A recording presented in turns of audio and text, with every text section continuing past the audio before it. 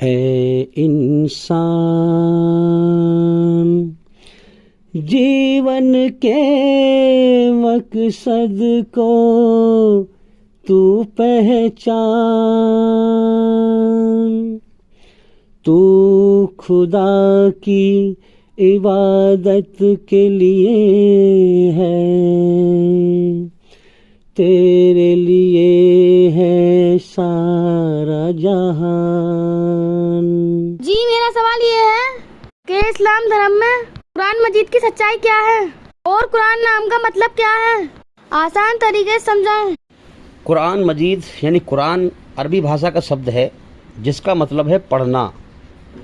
आप जरा सोचें, कुरान का मतलब भी पढ़ना होता है और कुरान मजीद में जो सबसे पहले आसमानों से जो संसार का सच्चा मालिक है अल्लाह ईश्वर, जो उसका पैगाम, उसका संदेश, उसका मैसेज, उसकी खबर जो आई वो पढ़ने के बारे में आई कि इकरा।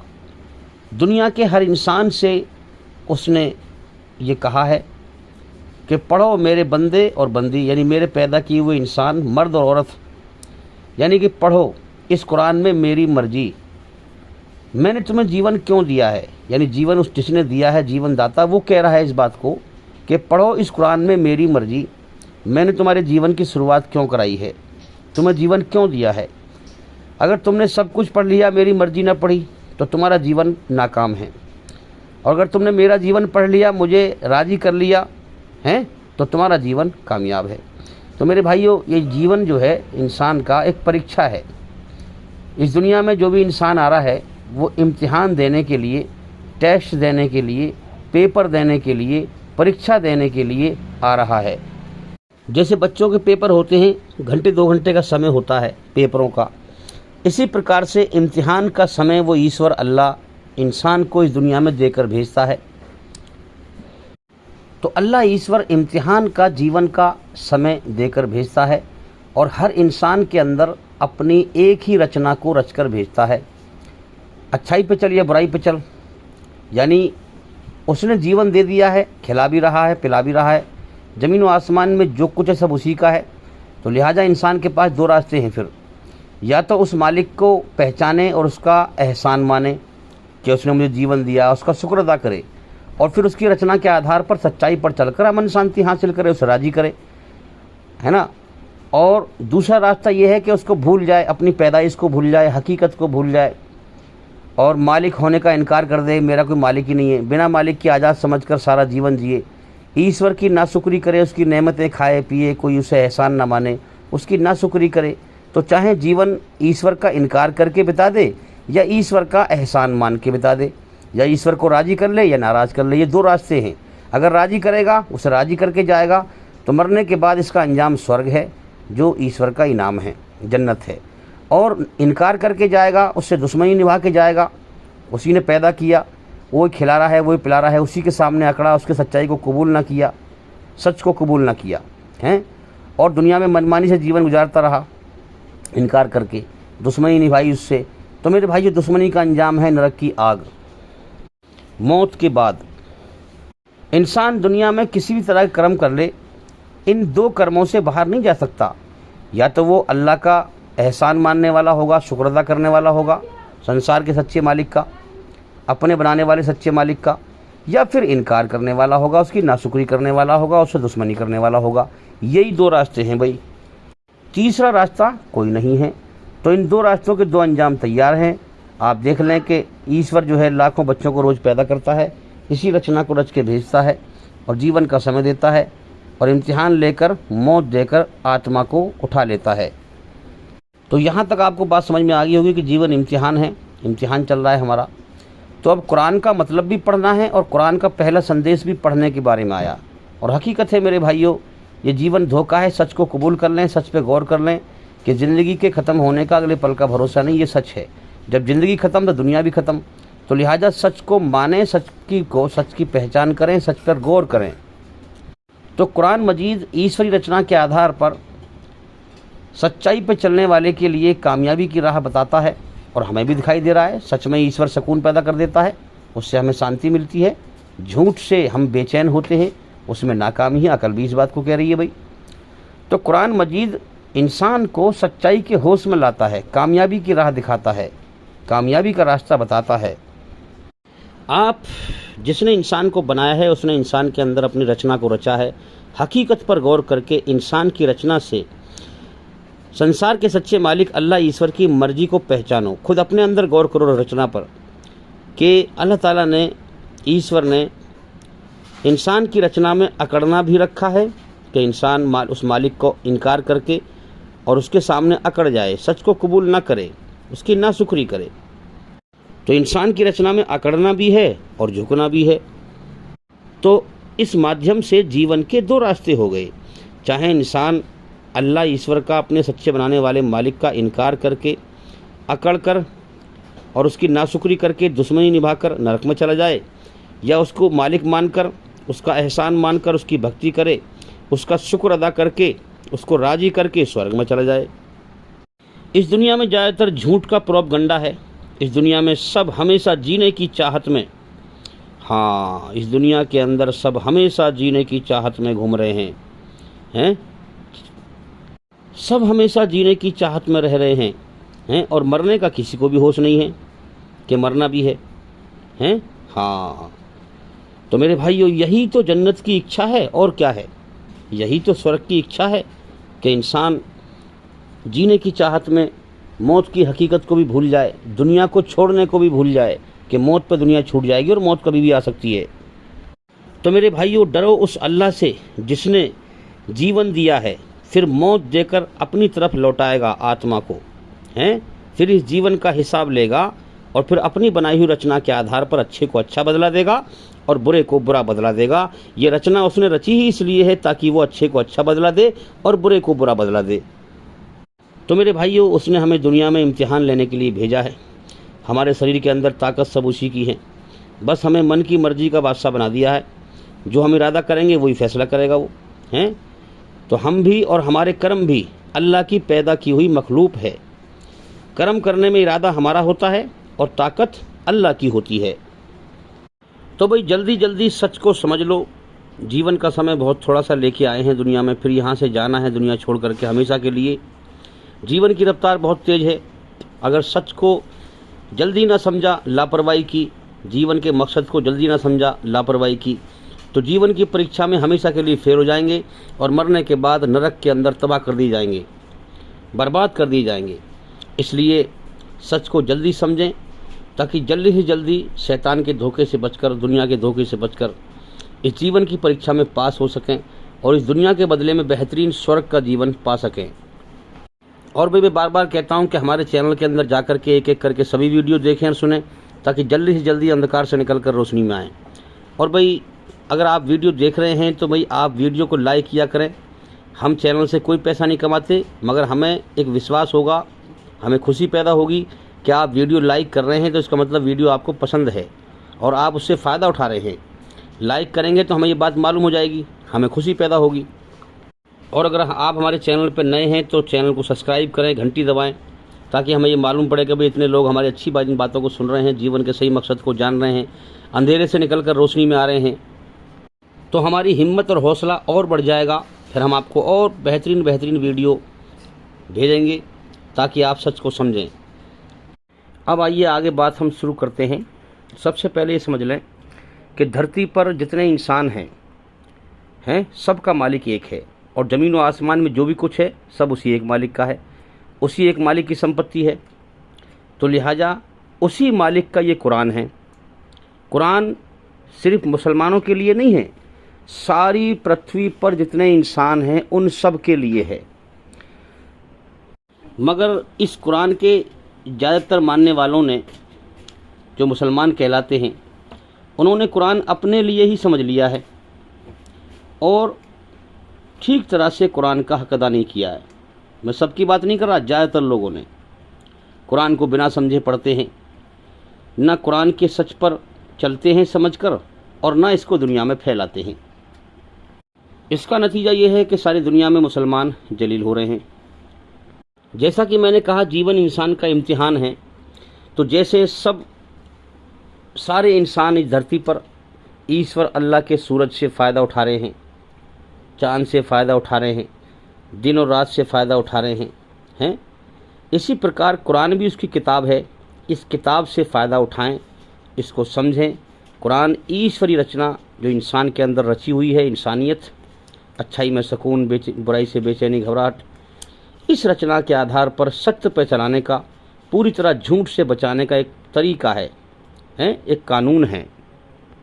अब जो सच्चाई पे गौर करेगा कि मेरा मालिक है, मैं उसकी रोजी रात दिन खाना पानी खा रहा हूँ, पी रहा हूँ, उसका शुक्र अदा करेगा, उसकी हकीकत को पहचानेगा कि ज़मीन में से अल्लाह पैदा करता है।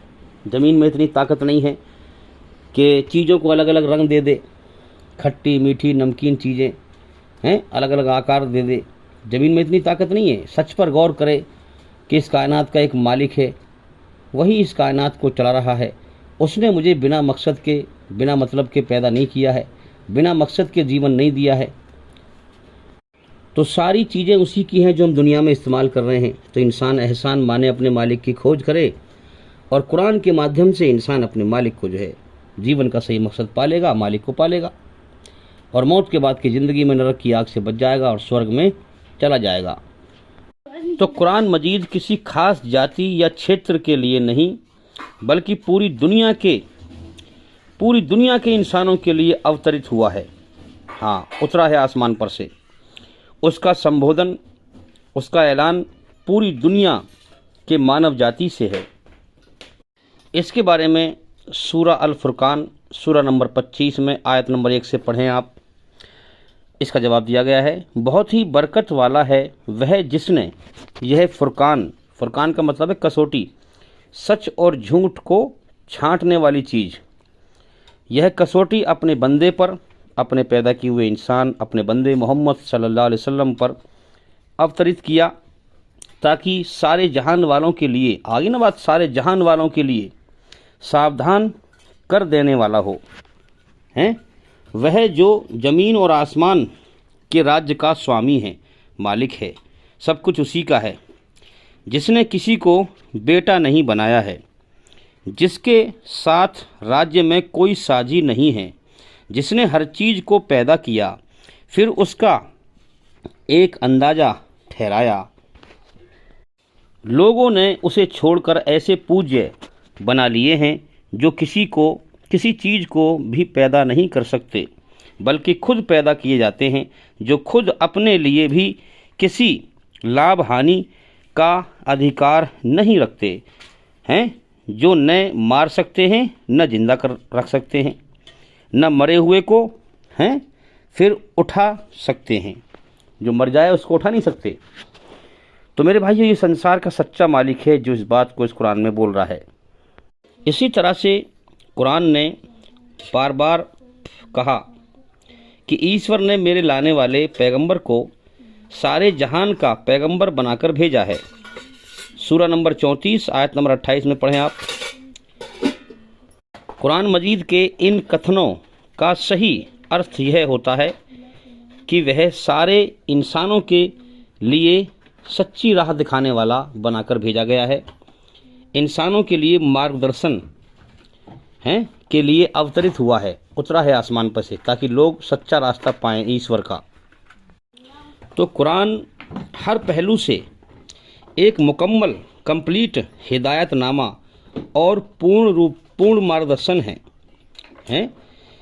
वह एक ऐसा दीन और एक ऐसी शरीयत, एक ऐसा कानून प्रस्तुत करता है, बताता है। वह एक ऐसी आचार विचार संहिता और ऐसा संविधान है जिसमें मनुष्य के, इंसान के विचार और व्यवहार, बाहरी और आंतरिक, व्यक्तिगत और सामूहिक, राष्ट्रीय और अंतर्राष्ट्रीय अर्थात जीवन के एक एक अंग के बारे में हिदायतें और आदेश मौजूद हैं। ईश्वर के आदेश मौजूद हैं ईश्वर की बनाई हुई रचना के आधार पर। पवित्र कुरान मजीद में ईश्वर ने कहा है, सूरा नंबर 5 आयत नंबर 3 में, कि आज मैंने तुम्हारे लिए तुम्हारे धर्म, अपनी बनाई हुई रचना के आधार पर तुम्हारे धर्म को पूरा कर दिया है और तुम पर अपनी नेमत, अपनी कृपा पूरी कर दी है। जिस प्रकार ईश्वर की बनाई हुई रचना इंसान के अंदर बदली नहीं जा सकती। इसी प्रकार से इस कुरान मजीद में भी ईश्वर की रचना के आधार पर ईश्वर ने अपने कानून इंसानों के लिए कंप्लीट कर दिए हैं। जो ईश्वर को राज़ी करना चाहे वो इस किताब के जरिए से ईश्वर को पा सकता है, जीवन का सही मकसद पा सकता है, इस परीक्षा में पास हो सकता है, नरक से बच सकता है, स्वर्ग में जा सकता है जो चाहेगा। जो ना चाहे वो अपनी मनमानी से जीवन जिए, या तो रब की मर्जी पर चल ले या मन को राज़ी कर ले। जो रब को राज़ी करेगा, पालनहार को राज़ी करेगा, वो मौत के बाद कामयाब होगा, इस परीक्षा में पास होगा। और जो मन को राज़ी करेगा वो फेल होगा, वो नरक की आग में जाएगा। तो कुरान मजीद डरने वालों के लिए, अच्छाई पर चलने वालों के लिए एक खुशखबरी है कि तुम्हारे लिए मौत के बाद अच्छा अंजाम तैयार है। और घमंडियों के लिए, फसादियों के लिए, ईश्वरी रचना के खिलाफ बुराई पर चलने वालों के लिए एक डरावा है कि मौत के बाद तुम्हारे लिए भयंकर अंजाम तैयार है, तुम सबको मरना है। कुरान ऐलान करता है कुल्लु नफ्सिन जायक़तुल मौत। हाँ, हर जानदार को मौत का जायका चखना है। जो दुनिया में आया है वो मरने के लिए आया है, मर के लौटना है अपने असल मालिक की तरफ। उसकी बनाई हुई रचना के आधार पर हिसाब देना है। हाँ, और फिर वैसा ही बदला पाना है, अच्छे को अच्छा बदला पाना है और बुरे को बुरा बदला पाना है। तो भाई कुरान मजीद की शिक्षाएं हर ज़माने के आदमी के लिए हैं। जैसे कि मैंने कहा कि जैसे रचना नहीं बदली जा सकती हैं, इसी प्रकार से कुरान को भी नहीं बदला जा सकता। कुरान की शिक्षाएं हर ज़माने के आदमी के लिए है। वह किसी विशेष युग की प्रमुख आवश्यकताओं या किसी विशेष जाति के प्रमुख गिरोही तकाज़ों से आबद्ध होकर नहीं रह गया है। समझ में आ रही है बात कि भाई उस ज़माने में फ़लाँ गिरोह के लिए एक किताब थी, फ़लाँ पब्लिक के लिए एक किताब थी, अब उसका कानून ख़त्म हो गया, उसका कानून फेल हो गया, अब दूसरा कानून लाओ भाई, ऐसा नहीं है। हाँ, कुरान मोहम्मद सल्लल्लाहु अलैहि वसल्लम पर अवतरित हुआ है और मोहम्मद सल्लल्लाहु अलैहि वसल्लम आखिरी पैगंबर हैं, आखिरी अवतार हैं और क़यामत तक उनके बाद अब कोई नबी नहीं आएगा अल्लाह का कानून लेकर। तो ये हर ज़माने के इंसान के लिए है जो अल्लाह को राज़ी करना चाहे, जो अपने रब को राज़ी करना चाहे, अपने मन को राज़ी करना ना चाहे। पवित्र कुरान की यह प्रमुख विशेषता है जिसके कारण उसने अपने लाए हुए दीन को स्वाभाविक धर्म कहा है, यानी ईश्वरी रचना के आधार पर। सूरा नंबर 30 आयत नंबर 30 में पढ़ें आप, कहा गया है और संसार के सामने खुले शब्दों में यह ऐलान कर रखा है कुरान मजीद ने। वास्तव में हकीकत में यह कुरान वह सच्चा रास्ता दिखाता है जो सबसे सीधा है, जो ईश्वरी रचना के आधार पर सच पे चलने का है और झूठ से बचने का है। पवित्र कुरान मजीद ईश्वर की आखिरी किताब है। कुरान अपने लाने वाले पैगंबर मोहम्मद सल्लल्लाहु अलैहि वसल्लम के बारे में ईश्वर का यह फैसला सुनाता है। सूरा नंबर 33 आयत नंबर 40 में, बल्कि वे ईश्वर के रसूल मोहम्मद सल्लल्लाहु अलैहि वसल्लम और नबियों के समापक आखिरी नबी हैं। और याद रखें, इस बात को ध्यान से सुने, गौर से सुने, बहुत कीमती बात है। कुरान मजीद, पवित्र कुरान मजीद पर ईमान लाना, इस पर यकीन रखना, इसको समझना, जिसने हर इंसान को पैदा किया है ये उसकी किताब है। कुरान पर ईमान लाना है और उसका पालन करना निजात मुक्ति की शर्त है, याद रखना। जो इस पर ईमान लाएगा, इसके द्वारा अपने बुरे कर्मों को अच्छे कर्मों से बदल लेगा, वो ईश्वर को पालेगा, वो मुक्ति पालेगा मौत के बाद। अगर इसको नहीं मानेगा तो मुक्ति नहीं पा सकता। तो कुरान पर ईमान लाना और उसका पालन करना निजात मुक्ति की शर्त है। कोई इंसान भी इसका इनकार करके आखिरत में घाटे और तबाही से नहीं बच सकता। इसका इनकार करके मौत के बाद की ज़िंदगी में घाटे से और तबाही से नहीं बच सकता। और याद रखें, इस समय केवल पूरी पृथ्वी पर पवित्र कुरान ही एक ऐसी ईश्वरीय किताब है जो पूरी तरह सुरक्षित रह गई है, जिसमें न कोई कमी हुई है और न कोई ज्यादती हुई है और न ही किसी प्रकार का कोई परिवर्तन बदलाव हुआ है।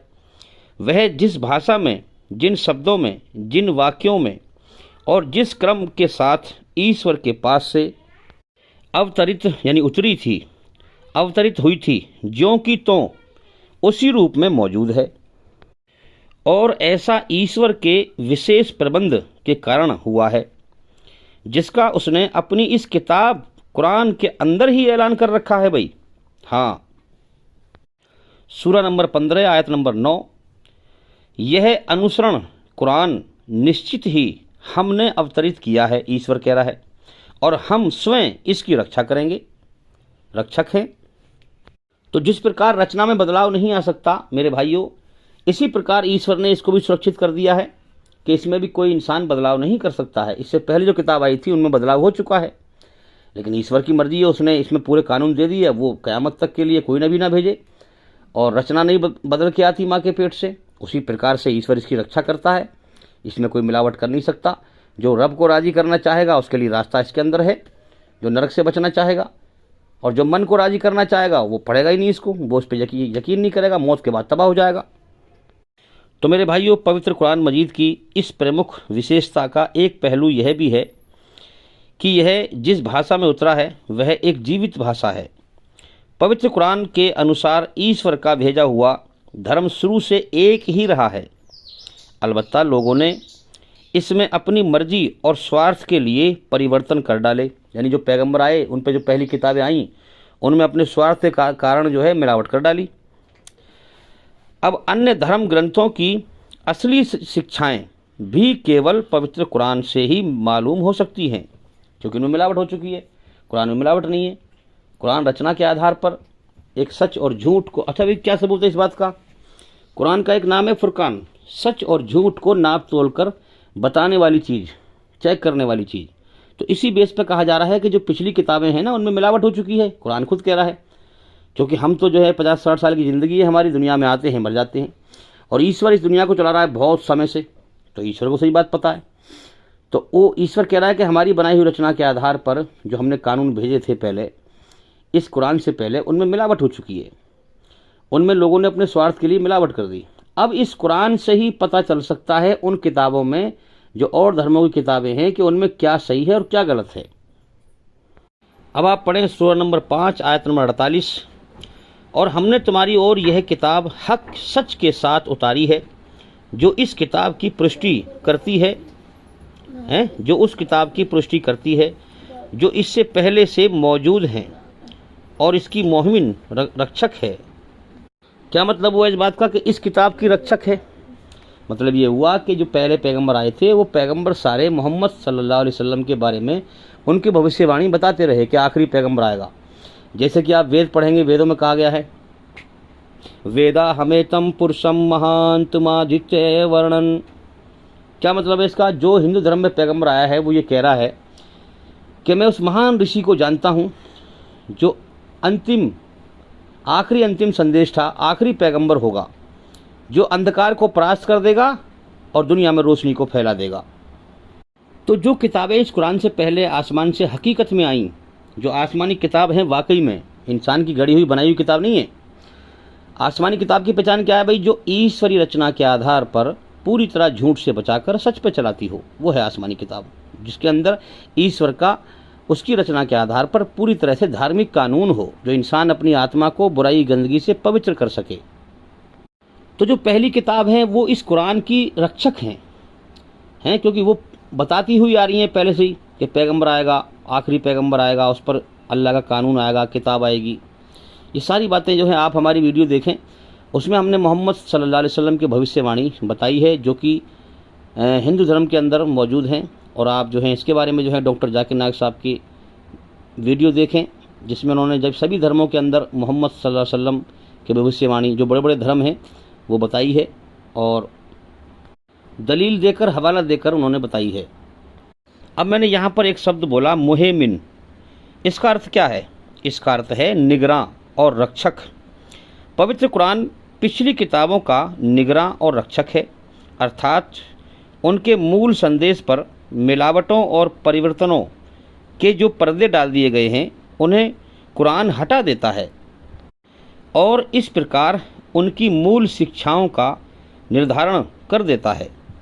यानी कुरान जो है, अगर पिछली किताबों में जो सच्चाई है और जो झूठ है उसको स्पष्ट कर देता है, साफ छांट देता है कि ये सच है और ये झूठ है। जैसे कि मिसाल के तौर पर मिलावट करी है लोगों ने, है ना, हर पैगंबर ये लेके आता रहा कि ईश्वर एक है, हैं, ब्रह्मसूत्र लेके आता रहा, कलमा लेके आता रहा कि ईश्वर एक है, उसी की पूजा करो, उसी के आगे सर झुकाओ, उसका कोई रूपाकार नहीं है, वो निराकार है। अब लोगों ने यहाँ पर अपने स्वार्थ के लिए मिलावट की कि ईश्वर को कण कण में जो है लिख दिया और ईश्वर के आकार बना दिए, ताकि जो है मूर्तियाँ बना दी ताकि हमारी कमाई हो, दुनिया परस्ती हमारी बने, दुनिया में माल दौलत बटोरें हम। जबकि हकीकत क्या है, हिंदू धर्म के अंदर आप पढ़ेंगे ब्रह्मसूत्र क्या है, एकम ब्राह्म द्वितीया नास्ते नैना नास्ते किंचन। इसका मतलब क्या है, भगवान एक ही है, दूसरा नहीं है, नहीं है, जरा सा भी नहीं है, ये सत्य है। इस सत्य को कुरान खोलता है और उस झूठ का भी पर्दाफाश करता है। क्या, जैसे कुरान सूरह इखलास में कहता है, पहला कलमा कौन सा है इस्लाम धर्म का भाई, हम समझे पहले हम, ला इलाहा इल्लल्लाह, नहीं है कोई माबूद बरहक, बरहक का मतलब सच्चा, नहीं है कोई माबूद बरहक सच्चा, हाँ माबूद बरहक सच्चा, अल्लाह के सिवा, ईश्वर के सिवा पूजा के लायक, इबादत के लायक। कुल हुवल्लाहु अहद, अल्लाह एक है, हर चीज़ उसके सहारे से कायम है, वो किसी के सहारे से कायम नहीं, हर चीज़ को उसके सहारे की ज़रूरत है। अल्लाह समद, सारा जहान उसके सामने बेबस है, मोहताज है, मगर वो किसी के सामने बेबस नहीं, मोहताज नहीं। लम यलिद वलम यूलद, ना उसने किसी को पैदा किया है अपने पेट से जैसे माँ जनती है बच्चे को, और ना वो किसी और से पैदा हुआ है, ना उसकी शुरुआत है ना उसका अंत है। दुनिया में ज़मीन व आसमान के बीच हर चीज़ की पैदाइश है, फिर उसका अंत भी है, हर चीज़ पैदा है, नापैद भी है। तो ये दुनिया की चीज़ें पूजा के योग्य नहीं है। ईश्वर की पहचान क्या है, ना उसने अपने पेट से किसी को जना है और ना वो किसी और से जना गया है, मतलब क्या है, ना उसकी पैदाइश है ना उसका अंत है, वही पूजा के लायक है। हाँ, वलम यकुल लहू कुफुवन अहद, और अल्लाह के जैसा सारे संसार में कोई है ही नहीं, अल्लाह सबसे अलग और निराला है। इस बात को अकल भी मानती है। देखो ना, कुरान एक अजनबी चीज़ नहीं है इंसान के लिए कि भाई एक नई चीज़ सामने आ गई उसको समझना पड़ेगा, हैं। कुरान एक याद दहानी है। ईश्वर ने हमें आसमानों पर पहली रचना, जो हमारी रचना रची हुई है, इस रचना को पढ़ा के भेजा था।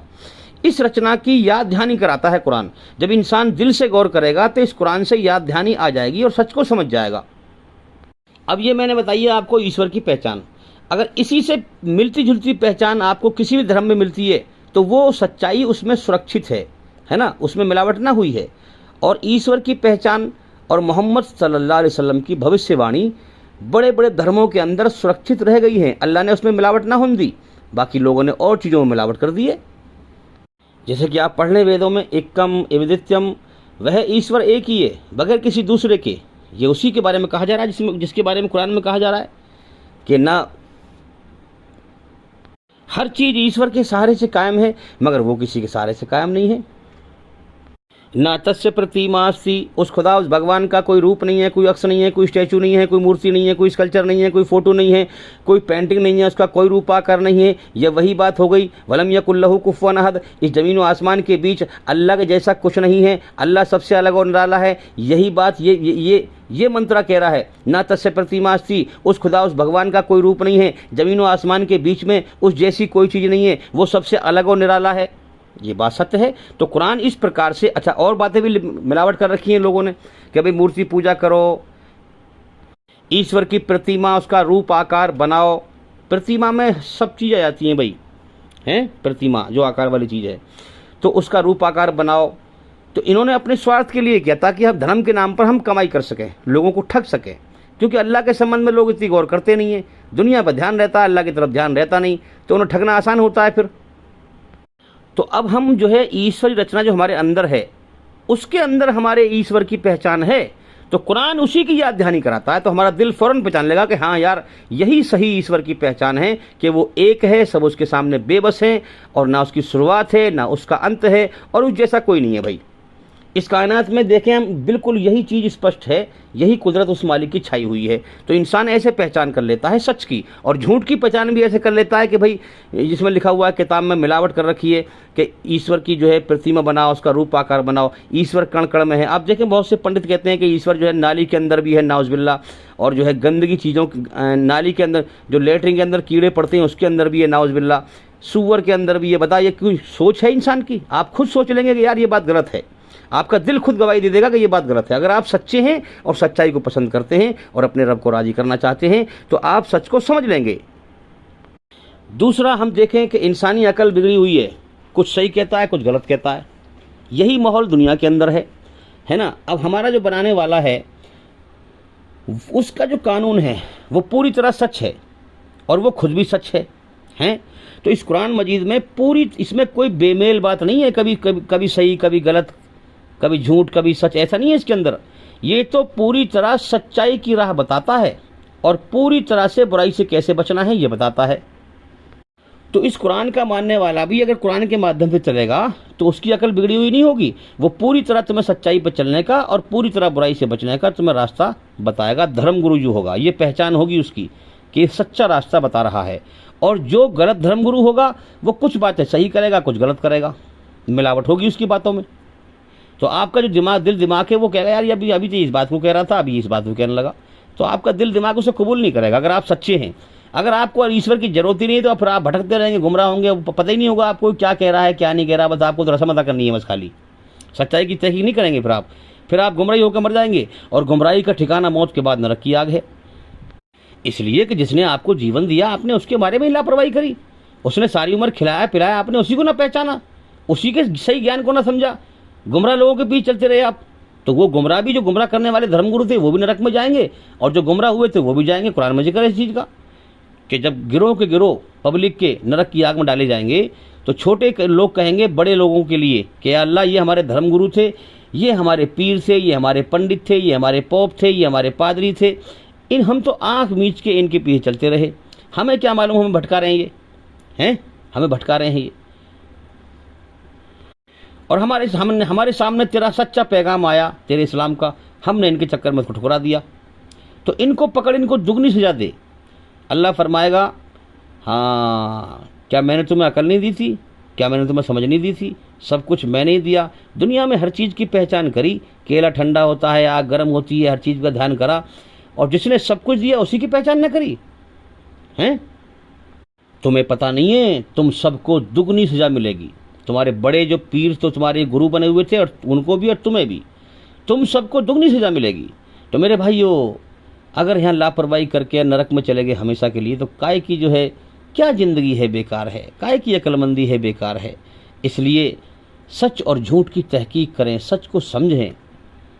अब यहाँ पर कुरान ये कह रहा है कि जो अल्लाह की आसमानी खबर थी, अल्लाह की पहचान और मोहम्मद सल्लल्लाहु अलैहि वसल्लम की भविष्यवाणी, बड़े बड़े धर्मों के अंदर जहाँ जहाँ पैगम्बर आए, कुरान कहता है वलिकुल्ली कौमिन हाथ, हमने धरती के हर टुकड़े पर हमने पैगंबर भेजा है। कोई कौम ऐसी नहीं है जो पैगंबर ना भेजा हो। बेशक अल्लाह को भेजना भी चाहिए, इम्तिहान ले रहा है वो। अगर वो सच और झूठ ना दिखाएगा तो फिर सज़ा किस बात की है भाई। सच और झूठ दिखाएगा फिर इम्तिहान लेगा, कौन डरता है कौन नहीं डरता है, कौन मानता है कौन नहीं मानता, जभी तो मौत के बाद इम्तिहान, जभी तो बदला देगा। अल्लाह ताला अनजाने में किसी से हिसाब नहीं लेगा, याद रखें। उसका काम है, उस पर जिम्मेदारी है कि अपने सच और झूठ को अपनी बनाई हुई रचना के आधार पर हर बंदे को दिखाए और फिर उसको मौत दे के उठाए और फिर उसको बदला दे। अनजाने में क्या फ़ायदा भाई, अल्लाह ताला किसी पे जुल्म नहीं करता। तो कुरान ये कहता है जो ईश्वर की पहचान और मोहम्मद सल्लल्लाहु अलैहि वसल्लम की भविष्यवाणी हर दौर में आई, पैगंबर लेके आए, उन पर पर्दा घेर दिया गया ताकि अल्लाह के बंदे अल्लाह से न जुड़ पाएँ और सच को न समझ पाएँ। पर्दे का मतलब है कि बड़े बड़े धर्म गुरुओं ने उन बातों को छुपाया और अपनी जो मनगढ़ उनकी जगह पर पर्दा गिर दिया, उनकी जगह पर अपनी मनगढ़ंत बातें जो ईश्वर से काटने वाली हैं उनको लिख दिया, उनको सुनाते हैं लोगों को। इसका रिजल्ट ये है कि आप देख लें सभी धर्मों के अंदर ये बीमारी है भाई। आप हिंदू धर्म में देख लें कि लोगों के पास अक्सर ज़्यादातर जो आसमानी बड़ी बड़ी किताबें हैं, जैसे 4 वेद हैं, सोमवेद, अथर्ववेद, यजुर्वेद, ऋग्वेद, बड़ी बड़ी जो आसमानी असल किताबें हैं उनको छुपाया गया है। यानी वो ज़्यादातर लोगों के पास आम नहीं मिलेंगी आपको। जो इंसानों की लिखी हुई किताब हैं वो मिलेंगी लोगों के पास आपको। मैंने घूम घूम कर चल चल कर फिर कर मैंने लोगों से पूछा कि भाई, हिंदू भाइयों से, कि भाई तुम्हारे पास ऋग्वेद है, तुम्हारे पास वेद वगैरह हैं? उन्होंने कहा भाई हमारे पास वेद नहीं है, हमारे पास तो हमारे फलां पंडित जी की किताब है, उनकी लिखी हुई किताब है। तो मेरे भाइयों आप देख लें, जितने भी ज़्यादातर हमारे हिंदू भाई, हिंदू धर्म के लोग हैं, वो अपनी वेदों का ज्ञान नहीं जानते, इसलिए गुमराह हैं। तो गुमराह किया गया है। लेकिन इंसान को चाहिए, इंसान खुद से तहकीक करे, अपने मालिक की पहचान करे कि मुझे किसने पैदा किया है, क्यों पैदा किया है, मुझसे चाहता क्या है, मुझे खिला रहा है, पिला रहा है, उसका एहसान माने, सच की तहकीक करे, पूरी दुनिया में इतने धर्म हैं उनकी खोज करे, मेहनत करे, तो ईश्वर राह दिखा देगा। लेकिन जब इंसान कोशिश ही ना करेगा, लापरवाही करेगा, तो पंडित गुमराह करते रहेंगे, वो गुमराह होते रहेंगे। मैं सिर्फ पंडितों की बात नहीं कर रहा भाई, हर धर्म में ऐसे लोग हैं। मुसलमानों में ऐसे हैं नकली मौलवी जो गुमराह कर रहे हैं, कुरान से काटते हैं लोगों को। एक आम इंसान से कहते हैं कि कुरान का तर्जमा तुम मत पढ़ो, कुरान का अनुवाद, कुरान का अर्थ तुम मत पढ़ो, तुम गुमराह हो जाओगे। ये कुरान को समझना तो उलमा इकराम का काम है बस। अच्छा भाई, यानी कि हम कुरान से अंधे हो जाएं? ये तो फिर अल्लाह ने फिर जुल्म किया है हमारे ऊपर कि किताब, कहते कुरान बहुत कठिन है, तुम नहीं समझ सकते। तो फिर तो अल्लाह ने जुल्म किया है हमारे ऊपर कि इतनी कठिन किताब भेज दी जिसको हम समझ नहीं सकते, और फिर हमसे हिसाब भी लेगा मौत के बाद।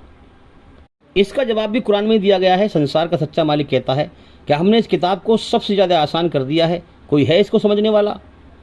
यानी ये कुरान ही जो झूठ है दुनिया में फैला हुआ, ये कुरान ही उसका पर्दाफाश करने वाला है मेरे भाइयों। तो इसलिए मेन चीज़ है कुरान से जुड़ो, कुरान को समझ के पढ़ो। तो ये तुम्हारी जो नकली मौलवी हैं, जितने भी दुनिया में फ्रॉड फैला हुआ है, झूठ फैला हुआ है, सबका पर्दाफाश करने वाला इस धरती पर संसार के सच्चे मालिक का ये कुरान मजीद है। एक चीज़ और देखोगे आप कि ज़्यादातर मुसलमान इस कुरान को बिना समझे पढ़ता है।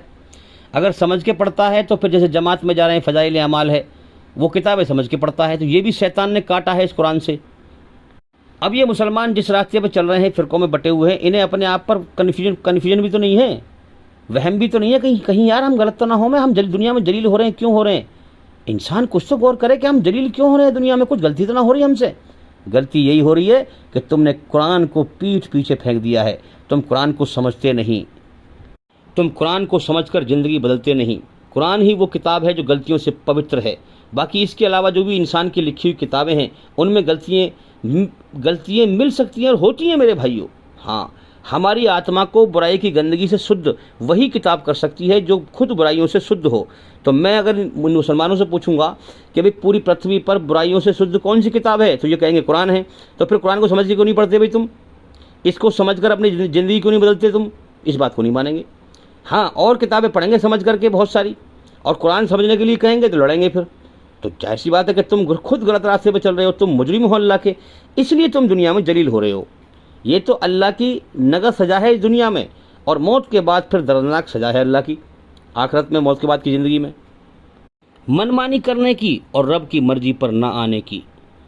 तो मेरे भाइयों, कुरान को समझ के पढ़ो। अगर आपके पास इतना वक्त ना हो, आप ना समझ सकें, तो बड़ा आसान है, आपके पास मोबाइल है, हमारे चैनल के अंदर जाकर के एक एक करके सभी वीडियो देखो और सुनो। हमने उसमें कुरान में जो अल्लाह की मर्जी है वही बताई है। जब आप कुरान मजीद पढ़ेंगे तो कुरान मजीद में शुरू में सूरह अल-फातिहा, सूरह नंबर 1 आयत नंबर 1 से पढ़ें आप हैं और 7 तक। कुरान बंदे को ईश्वर से जोड़ता है, ईश्वर के पैदा करने वाले से ईश्वर को जोड़ता है। अल्हम्दुलिल्लाहि रब्बिल आलमीन, ए इंसान पहचान, सब तारीफ़ उस मालिक के लिए है जो एक हस्ती इस कायनात को चला रही है, एक के इशारे पर चल रही है, और वही सबका सारे जहानों का पालनहार है। जो तू रोज़ रोटी खाता है, पानी पीता है, वही ज़मीन में से पैदा करके तुझे खिलाता है। पहचान कर उसकी। कुरान इस बात को कह रहा है, अल्हम्दुलिल्लाहि रब्बिल आलमीन, सब तारीफ़ अल्लाह के लिए है जो सारे जहानों का पालनहार है। और रहमान रहीम, जो बड़ा मेहरबान, बड़ा कृपालु, बड़ा दयावान है, बड़ा मेहरबान रहम करने वाला है, तुझ पर रहम करता है। तू उसकी रचना के खिलाफ चलता है, तुझे फिर भी खिलाता है वो। मालिक यौमुद्दीन, ये मत समझना उसने तुझे बेकार पैदा कर दिया है, तेरे अंदर रचना को रचा है। अच्छाई बुराई के एहसास, अच्छाई बुराई बराबर नहीं है। हाँ, ये रचना रची ही इसलिए है ताकि इस रचना के आधार पर तेरा टेस्ट लेकर, तेरा इम्तिहान लेकर, इस रचना के आधार पर तुझे अच्छाई का अच्छा बदला दे और बुराई का बुरा बदला दे। तो मालिक यौमुद्दीन, अल्लाह ताला बदले देने का मालिक है, क़यामत के दिन बदला देगा सबको। हाँ, इय्याका नअब्दु व इय्याका नस्तईन, ए दुनिया के इंसानों, इसी मालिक के आगे सर झुकाओ और इसी मालिक के आगे हाथ फैलाओ।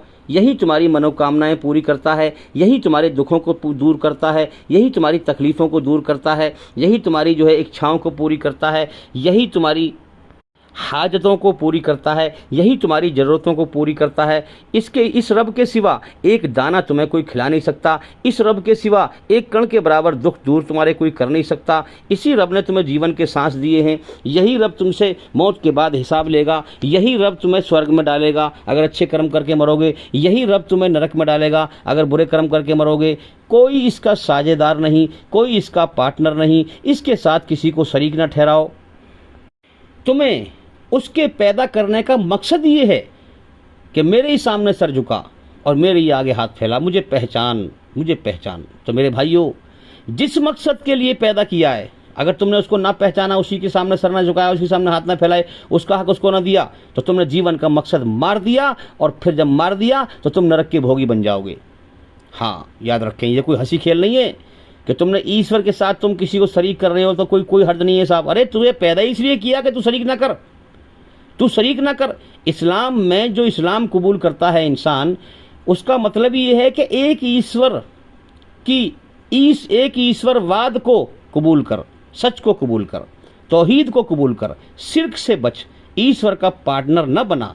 ये मतलब है इस्लाम कबूल करने का। और फिर ईश्वर के सामने अपने आप को समर्पित करके अपनी मर्जी को छोड़कर उसकी मर्जी पर जीवन जी। अब इस ईश्वर को पहचान करके अब देख, पहचान कि हर चीज उसके सहारे से कायम है। हाँ, वो किसी के सहारे से कायम नहीं है। अब उसके सामने सर झुका दे और उससे मांग और मांग, और सबसे बढ़िया चीज मांग। सबसे बढ़िया चीज क्या है? इहदिनस सिरातल मुस्तकीम, ऐ मेरे बनाने वाले सच्चे मालिक, जो तेरी तरफ से तेरा सच्चा रास्ता है मुझे उसको दिखा दे, उस पे चला दे। ये दुनिया में गुमराही फैली हुई है, कितने सारे मजहब हैं, फिरके हैं, धर्म हैं, मैं किस किस को मानूं? है, मेरी समझ में कुछ नहीं आ रहा। तू मुझे समझा, मैं तेरे ही सहारा तुझसे मांगता हूँ तुझे पाने का और तेरे सच्चे रास्ते को पाने का। मेरे भाइयों, सच्चे मालिक की पहचान ये है कि वो मन, हमारे मन का हाल जानता है। और वो कुरान में कहता है, नहनु अकरबु इलैहि मिन हब्लिल वरीद, मेरे बंदे मैं तेरी सांस से ज़्यादा तेरे करीब हूँ, तुझसे ज़्यादा मैं जानता हूँ तेरे बारे में तू क्या है। तो बेशक जो हमारा क्रिएटर है, बनाने वाला है, हमसे ज़्यादा उसे पता होना भी चाहिए, क्योंकि उसने हमें बनाया है। भाई, हमारी हर चीज़ को जानता है वो, हमारी नसें अंदर से बनाई हैं, क्या क्या चीज़ बनाई है वो जानता है। तो सच्चे मालिक की पहचान ये है कि वो मन का हाल सुनेगा। तो मैं आपसे उसी सच्चे मालिक का परिचय करा रहा हूँ, मैं कोई फ्रॉड आदमी नहीं हूँ। मैं आपसे कहता हूँ कि मन ही मन में उसे पुकारो, उससे बात करो। ये सच्चे धर्मगुरु की पहचान है मेरे भाइयों। उसे पहचानो, उससे बात करो, उसकी कुदरत तुम्हें पकड़ेगी अगर तुम सच्चे मन से उसे पुकारोगे। अगर ना पकड़े, तुम सच्चे मन से पुकारो तो मुझे आके उल्टा कर देना, उल्टा लटका देना। इहदिनस सिरातल मुस्तकीम, उससे पुकारो, उससे मांगो कि मालिक मुझे सच्चा रास्ता दिखा। सच्चा रास्ता दिखाएगा, उसके जुम्मे हैं मेरे भाइयों। वो इम्तिहान ले रहा है, वो छांट रहा है अपनी रचना के आधार पर ईमानदार को और बेईमान को। फिर मौत के बाद ईमानदार को जन्नत में दाखिल करेगा, उसको बदला देगा, और बेईमान को जहन्नुम में दाखिल करेगा। ये इस कायनात का सिस्टम है भाई चलने का। और फिर उससे आगे मांगे, क्या मांगे? सिरातल लजीना अनअमता अलैहिम गैरिल मग़ज़ूबी अलैहिम वलद्दाल्लीन, आमीन। ए अल्लाह, ए ईश्वर, हम तो दुनिया में 4 दिन से अब आ गए। ये दुनिया बहुत पहले से बनी चली आ रही है। तू लाखों इंसान रोज़ पैदा करता है, मौत दे के उठा लेता है। हमें उन लोगों के रास्ते पर चला जो पहले गुजर चुके हैं, जो तेरी रचना के आधार पर तुझसे डर गए थे, और जो अच्छाई पर चलकर, तेरी रचना के आधार पर सच्चाई पर चलकर, बुराई से बचकर, जिन्होंने अपनी आत्मा को बुराई गंदगी से पाक किया था और तुझे राजी करके मरे थे। हमें उन लोगों के रास्ते पर चला, उनके रास्ते पर न चला जो तेरी रचना के खिलाफ चले थे, तेरे नाशुक्रे बने थे, तेरे इनकारी बने थे, शैतान के रास्ते पर चले थे, बुराई पर चले थे। उनके रास्ते पर न चला जिन पर तेरा गजब और गुस्सा हुआ, जो तेरी रचना के खिलाफ चले थे। और न चला हमें गुमराहों के रास्ते पर, जो लोग दुनिया से गुमराह होकर भटक के मर गए। आमीन। इस बात को ए अल्लाह मान ले, सेलेक्ट कर ले, कबूल फरमा। तो मेरे भाइयों, ये एक प्रार्थना है। जब इंसान मालिक को सही से पहचान करके, दिल से इस कायनात में हकीकत पे गौर करके उस मालिक को पहचानता है और फिर इस प्रार्थना को करता है, तो मेरे भाइयों, ईश्वर अल्लाह उसे अपना सच्चा रास्ता दिखाता है। और सच्चा रास्ता है कुरान। फिर अल्लाह ताला उसको कुरान पर उसका ध्यान लगवाता है, कुरान को उसके आगे कर देता है, और फिर कुरान में जो सच है उसको सच ही दिखाता है। इस कुरान के द्वारा अल्लाह ताला अपने बंदों को सच्चा रास्ता भी दिखाता है, हिदायत देता है। इसको इस्लाम में हिदायत कहा गया है। हिदायत का मतलब सच्चा रास्ता दिखाना। और इससे गुमराह भी करता है जिनकी नीयत टेढ़ी होती है, कुरान मजीद को अपने मकसद के लिए पढ़ते हैं, है ना, गलती निकालने के लिए पढ़ते हैं, उनकी नीयत खराब होती है तो उनको गुमराह कर देता है, उनको फिर उसी हिसाब से दिखाता है। और जो जिनको सच्चाई की तरह से उनको कुरान की सच्ची बात को सच के रंग में दिखाता है तो उनको जो है राह मिल जाती है, ईश्वर की हिदायत मिल जाती है। तो मेरे भाइयों, हर किताब का एक विषय होता है। विषय मतलब क्या बात है वो किताब समझाती है, क्या मकसद है, क्या विषय है। प्रत्येक किताब का एक विषय होता है। कुरान का विषय यह है, कुरान का मकसद क्या है कि अल्लाह की सृष्टि निर्माण योजना से मनुष्य को अवगत कराया जाए कि ये कायनात ईश्वर ने क्यों बनाई है, अर्थात मनुष्य को यह बताया जाए कि अल्लाह ने यह संसार किस लिए बनाया है।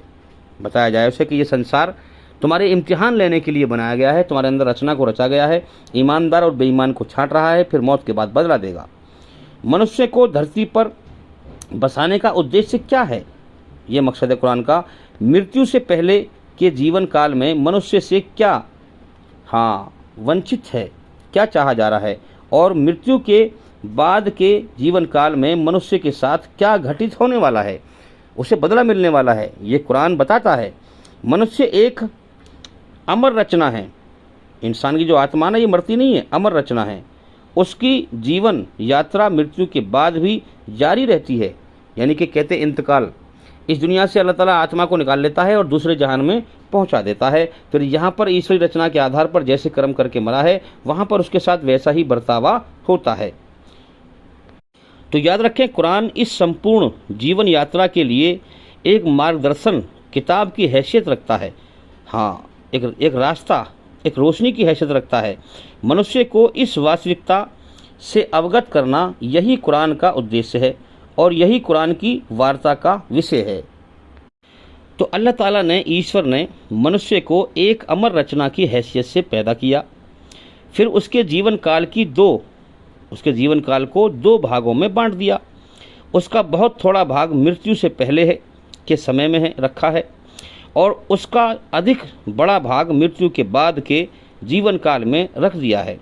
मृत्यु से पहले का जो काल है वह परीक्षा काल है, यानी कि अभी हम दुनिया में जी रहे हैं, है ना, ये हमारी परीक्षा हो रही है, यहाँ इम्तिहान चल रहा है। ये मौत आने से पहले तक का इम्तिहान है।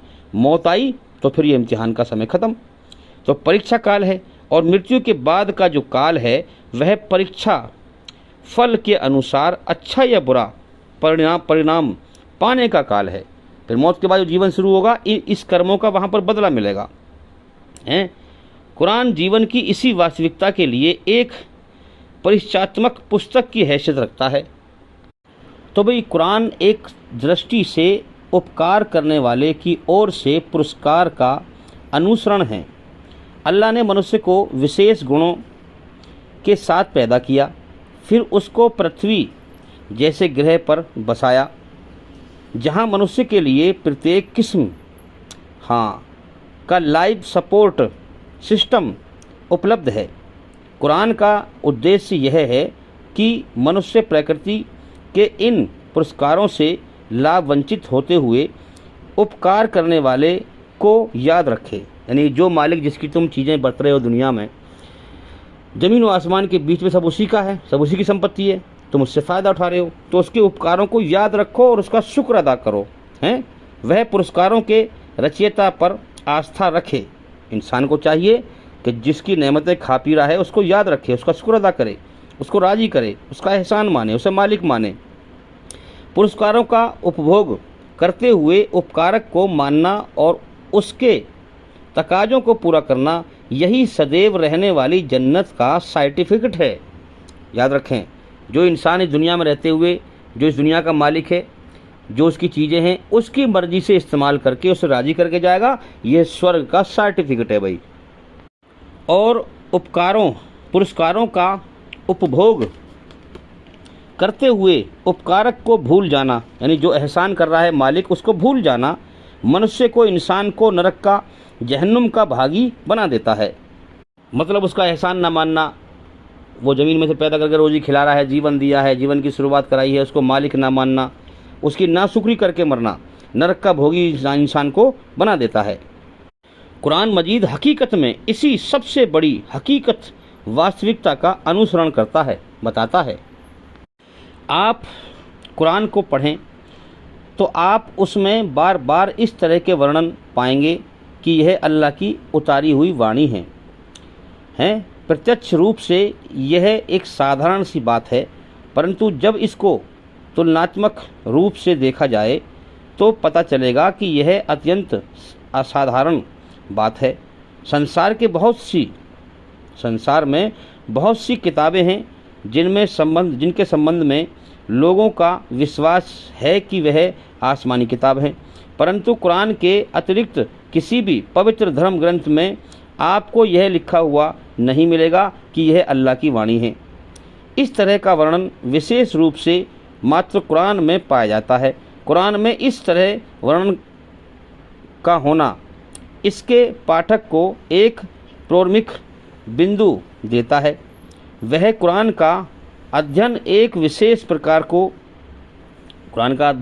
प्रकार की पुस्तक के रूप में करता है, ना कि साधारण मानवीय रूप में करता है। तो मेरे भाइयों, कुरान मजीद खुदाई नेमतों का, ईश्वर की नेमतों का, खुदाई नेमतों का अबदी यानी हमेशा का खजाना है। कुरान खुदा का परिचय है, संसार के सच्चे मालिक की पहचान है, परिचय है। कुरान बंदे और खुदा का मिलन स्थल है। कुरान इंसान को ईश्वर से जोड़ने वाला है।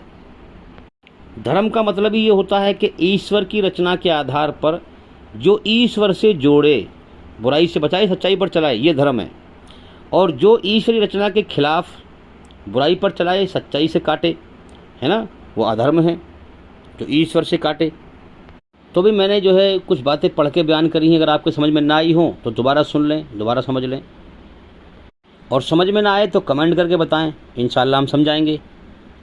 जो लोग कुरान के माध्यम से सच्चाई की खोज करें, उनको कुरान काम करने का 2 सूत्रीय कार्यक्रम देता है, 2 काम देता है।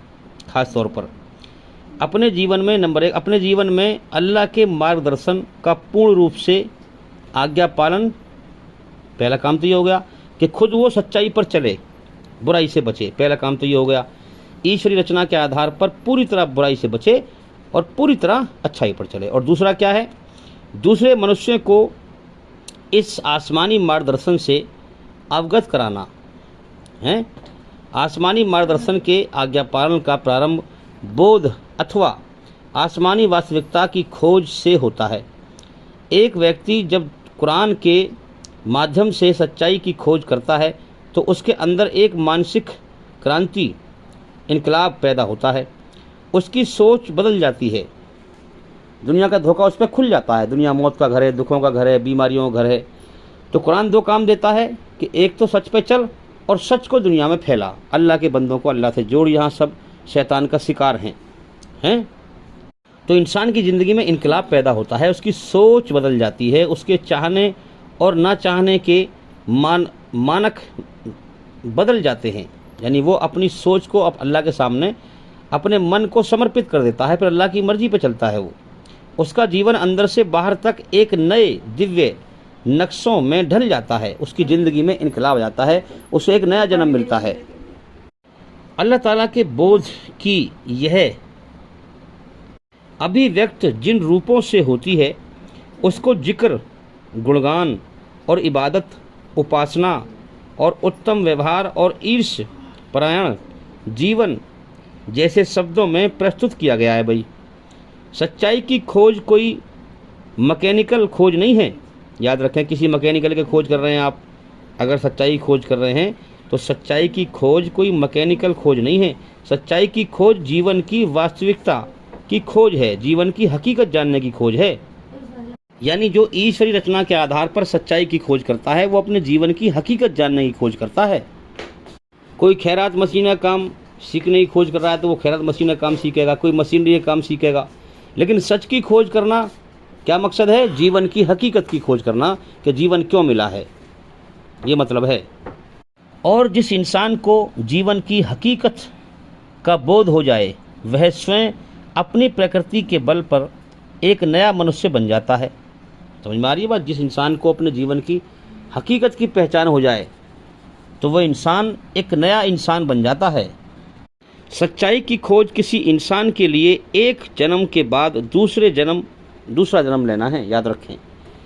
जो पहले जन्म कुछ और था, दुनिया में जो है हम दुनिया में बटोरने में लगे हुए थे, दुनिया की मोहब्बत थी, दुनिया के पीछे भाग रहे थे। अब दुनिया का धोखा खुल गया, दुनिया मौत का घर है, दुखों का घर है। अब हमारे जीवन का मकसद अल्लाह को राज़ी करना है। असल ज़िंदगी मौत के बाद है। अल्लाह राज़ी होगा तो दुनिया के बदले में जन्नत देगा, हमेशा कामयाबी का जीवन देगा, जिस जीवन की इच्छाएं हमारे अंदर यहाँ रखी हैं। तो इंसान फिर नया जन्म लेता है भाई दुनिया के अंदर ही, उसका जो जीवन है बदल जाता है वो। अब यह नया जन्म एक ऐसे विकासशील वृक्ष जैसा है जो सदैव बढ़ता रहे, हमेशा बढ़ता रहे, है ना। उसकी प्यास बढ़ती रही अल्लाह की तरफ बढ़ने की, और ज़्यादा से ज़्यादा इल्म हासिल करता रहेगा, हर वक्त ज्ञान का भूखा होगा, जिसके विकास की यात्रा कभी समाप्त नहीं होती। हाँ, जिसकी कामयाबी की जो यात्रा है वो कभी समाप्त नहीं होती। कुरान के माध्यम से जो लोग सच्चाई की खोज करें, उनके व्यवहारिक कार्यक्रम का दूसरा भाग वह है जिसको कुरान में अल्लाह की ओर आवाहन कहा गया है, अर्थात आसमानी सच्चाई से दूसरों को अवगत कराना। यानी खुद सच्चाई को समझ गया, अब वो दूसरों को जोड़ेगा अल्लाह की तरफ, अवगत कराना। यह आवाहन प्रक्रिया एक अत्यंत गंभीर प्रक्रिया है। यह पूर्ण डेडिकेशन चाहता है। इसी पहलू से इसको जिहाद भी कहा जाता है। कुरान के अनुसार जिहाद पूर्ण रूप से एक अराजनीतिक प्रक्रिया है। आवाहक जिहाद का लक्ष्य मनुष्य के दिल को और उसके मन को बदलना है। यानी पहले वो अपनी जो उसके अंदर खुद की बुराइयां हैं, इस दुनिया में बुराई का माहौल है, तो जो हमारे अंदर बुराइयां हैं उनको मिटाता है, और दिल व मन में परिवर्तन मात्र शांतिपूर्ण प्रचार के माध्यम से होता है। उसके दिल दिमाग में बदलाव आता है, सच पे चलता है, झूठ से बचता है, ना कि किसी तरह के बलात् अथवा हिंसात्मक कार्य के माध्यम से होता है। अपने अंदर भी शांतिपूर्वक वो बुराई से बचेगा, अपने अंदर जो है बदलाव लाएगा, सच्चाई पे चलेगा, और दुनिया में भी जब ईश्वर का ज्ञान फैलाएगा तो एक अच्छे तरीके से, शांति तरीके से, जो फसाद ना फैले, ईश्वर का ज्ञान फैलाए, जो हम कर रहे हैं भाई, हैं। ईश्वर का ज्ञान फैलाना, लोगों को शैतान के धोखे से बचाना और अल्लाह के भटके हुए बंदों को अल्लाह की तरफ लेके आना। कुरान का वंचित मनुष्य दिव्य मनुष्य है, अर्थात वह मनुष्य जो इस संसार में खुदा वाला मनुष्य बने, यानी अल्लाह का प्यारा बंदा बनना चाहे, जो पालनहार की ओर एकाग्र रहकर जीवन व्यतीत करे, अल्लाह की तरफ फेस करके उसकी तरफ ध्यान लगाकर उसको राज़ी करे, उसकी मर्जी पर चले। पालनहार का पसंदीदा मनुष्य बनने की इसी प्रक्रिया को कुरान में तज़किया यानी शुद्धिकरण कहा गया है। कुरान के अनुसार जन्नत उन्हीं व्यक्तियों के लिए है, जन्नत उन्हीं इंसानों के लिए है जो इस संसार में अपना शुद्धिकरण करें, यानी अपनी आत्मा को इस कुरान के द्वारा बुराई गंदगी से पवित्र करें, जो मुजक्का शुद्ध मनुष्य बनकर अगले जीवन में प्रवेश हों। यानी कि अपनी आत्मा को बुराई गंदगी से पवित्र करके अगले जीवन में मौत के बाद कदम रखें। जन्नत उनके लिए है भाई। कुरान में तज़किया का शब्द आया है। तज़किया का मतलब है शुद्धिकरण, अपनी आत्मा को बुराई की गंदगी से पवित्र करना इस कुरान के माध्यम से, अपनी मर्जी छोड़कर अल्लाह की मर्जी पर चलना, अर्थात अपने व्यक्तित्व को अवचित चीज़ों से बचाना, बुरी चीज़ों से बचाना, अपने आप को, व्यक्तित्व को पवित्र करने की यह प्रक्रिया एक सतत प्रक्रिया है। वह सब कभी समाप्त नहीं होती। इंसान मौत तक जो है अपनी आत्मा को बुराई की गंदगी से पाक करता रहता है अल्लाह को राज़ी करने के लिए। कुरान के मानने वाले आस्थावान के अंदर यह प्रक्रिया उसके जीवन के अंतिम क्षण तक जारी रहती है मेरे भाइयों। वो आखिरी सांस तक अल्लाह को राज़ी करने में लगा रहता है, जो सच को समझ जाता है। तो भाई ये है कुरान की सच्चाई। अब इस पर हमारी और भी बहुत सारी वीडियो हैं, कोई एक ही वीडियो में हम सारी बात नहीं दे सकते, इसलिए हमारे चैनल के अंदर जा करके एक एक करके सभी वीडियो देखें और सुने, ताकि जल्दी से जल्दी अंधकार से निकल कर रोशनी में आएँ। तो अब हम ये समझें, कुरान ने हमें ये बताया कि भाई हमारे अंदर ईश्वर की रचना रची हुई है। जीवन जीने के दो रास्ते हैं, चाहे हम उसका एहसान माने या इनकार करें, है ना। तो अब ये रचना हमारे अंदर बेकार रची हुई नहीं है, हमें जीवन का समय दिया गया है। इसी रचना के आधार पर जैसे कर्म करके मरेंगे हम, वैसे बदला मिलेगा हमें। दूसरी बात, सच्चाई की खोज करना किसी मैकेनिकल चीज़ की खोज करना नहीं है कि साहब हम दुनिया की किसी चीज़ की खोज कर रहे हैं। सच्चाई की खोज करना जीवन के मकसद जानने की खोज करना है, क्योंकि एक तो है ईश्वर का ज्ञान और एक है दुनिया का ज्ञान। तो ईश्वरी रचना के आधार पर सच की खोज करने का मतलब है कि जीवन क्यों मिला है उसकी खोज करना, अपने मालिक की खोज करना। यह है कामयाबी का रास्ता। बाकी इसके अलावा आप दुनिया में किसी भी चीज़ की खोज करते रहें, वधेरा ज्ञान है भाई। कोई भी काम सीखते रहें, किसी चीज़ की खोज करते रहें, तो वो चीज़ दुनिया तक सीमित है, याद रखें। सच्चाई की खोज करोगे तो जीवन का सही मकसद पालोगे और जीवन में कामयाब हो जाओगे, इस परीक्षा में पास हो जाओगे और मौत के बाद नरक से बचाकर स्वर्ग में दाखिल कर दिए जाओगे।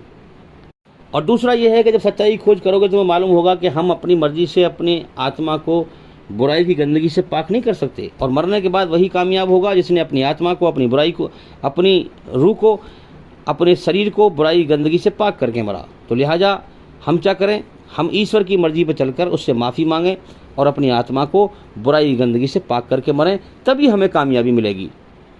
कितनी अच्छी बातें हैं मेरे भाइयों। इन बातों का वही इनकार करेगा जो बुराई पर चलने वाला होगा। तो भाई इंसान की जो अकल है, बुद्धि है, वो अंधेरे में है। सच को यहाँ दुनिया में देख भी रहा है, मगर गौर करेगा तो रोशनी में आ जाएगा।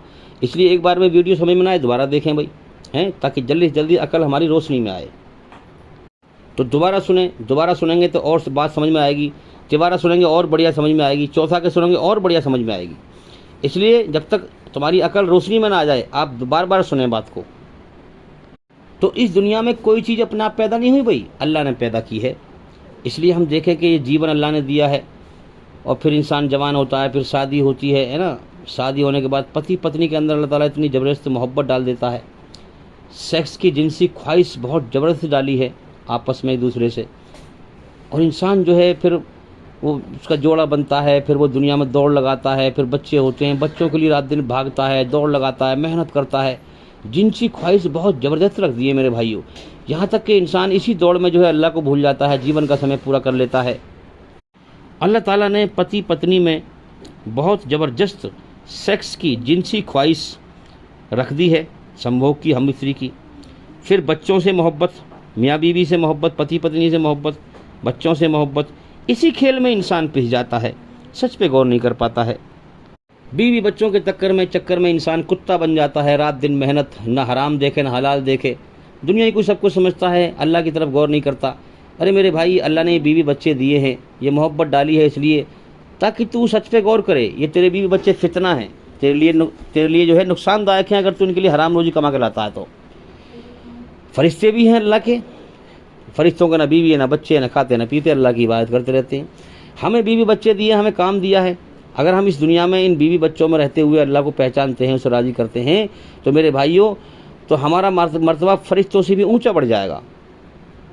तो ये बीवी बच्चे, रिश्ते नाते, ये सब धोखा है मेरे भाइयों। दुनिया में रहो और हकीकत को पहचानो, इनसे दिल हटाओ, अपने मालिक से दिल लगाओ, क्योंकि वो कुछ समय के बाद इस दुनिया को, इन रिश्ते नातों को सबको मौत देकर छुड़वाने वाला है। इससे पहले कि वो मौत देकर सबको छुड़वा दे, दिल से इनकी मोहब्बत पहले ही छोड़ दो और दिल में अल्लाह की मोहब्बत बसाओ। जब अल्लाह की तरफ लौट के जाओ तब जन्नत के हकदार बनेंगे भाई। अब जो इसी खेल में लगे रहते हैं, दुनिया से मोहब्बत, बीवी बच्चों से मोहब्बत, माल से मोहब्बत, वो जीवन के मकसद को भूल जाते हैं, भटक जाते हैं मेरे भाइयों। दुनिया में वो होश नहीं रहता कि मेरी जान अल्लाह के कब्जे में है, अबे मुझे कभी भी उठा लेगा दुनिया से, मैं सच पे कुछ तो गौर करूँ। दुनिया कभी भी छुड़वा सकता है मुझसे, वो मैं सच पे कुछ तो गौर करूँ। उसने मुझे अपने लिए बनाया है, अपनी भक्ति के लिए बनाया है, तो लिहाजा मैं दिल उसके हवाले कर दूँ। हैं, इंसान गौर ही नहीं करता, दुनिया परस्ती में लगा रहता है और फिर दीन धर्म को बना लेता है मजाक, रस्म। हैं, अल्लाह के कानून का जो, अल्लाह के जो कानून की शरीयत है, शरीयत की छोटी छोटी बातों पर झगड़ रहे हैं और सूदी कारोबार चल रहे हैं। देखो ना दुनिया प्रति में कितने मगन हैं, दीन एक खेल बन गया है। मच्छर छान रहे हैं, मच्छर छानते रहते हैं और ऊंट निकल जाते हैं। तो जो बड़े बड़े गुनाह हैं उनमें तो मुलव्विस हैं और छोटी छोटी चीज़ों पर नुक्ताचीनी करके बहस करते रहते हैं, आपस में फ़िरका परस्ती के नाम पर और मजहब के नाम पर लड़ते रहते हैं। तो अल्लाह ने हमें अपने लिए बनाया है भाई, सच को पहचानें। ये रिश्ते नाते सब धोखा हैं, सब फ्रॉड हैं। हाँ ठीक है, अपनी जायज़ ज़रूरत पूरी करें। बच्चों को अल्लाह ने बच्चे पैदा किए हैं, बीवी है, उनके लिए भी मेहनत करें, मगर इन्हीं को सब कुछ ना समझें।